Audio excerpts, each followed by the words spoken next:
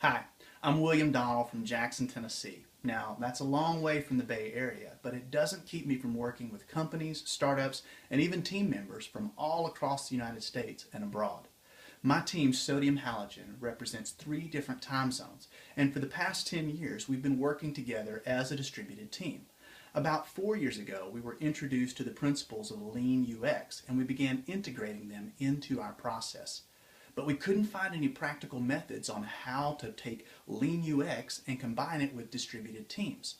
Now, through trial and error iteration, we were able to find some methods that absolutely work for us, and we think they'll work for others as well.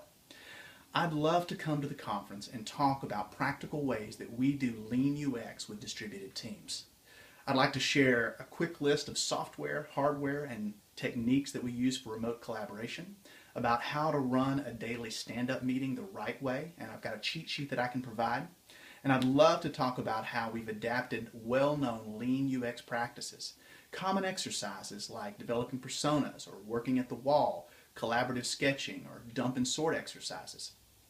All of these were designed for teams that are in the same physical space, but we've adapted them to make them work for our remote team. Here's an example. UX loves stickies and Sharpies, and they love working at the wall, but we noticed that our remote team members had trouble reading the stickies that were on the wall. So we came up with a hack for Google Hangouts. We added a second camera by using an iPhone on a tripod, and we positioned it closer to the wall. It worked. Working as a distributed team is something I'm really passionate about, so I created a workshop with Janice Frazier and the other really smart people at Luxor. It's called How to Start a Successful Remote Collaboration Environment. Now, it covers the basics, and I want to build on top of those basics with Lean UX for remote teams. I want to come and share the experiences that we've had of what's worked and what hasn't, but I also want to bring the voice and the perspective of someone who lives outside of an innovation hub.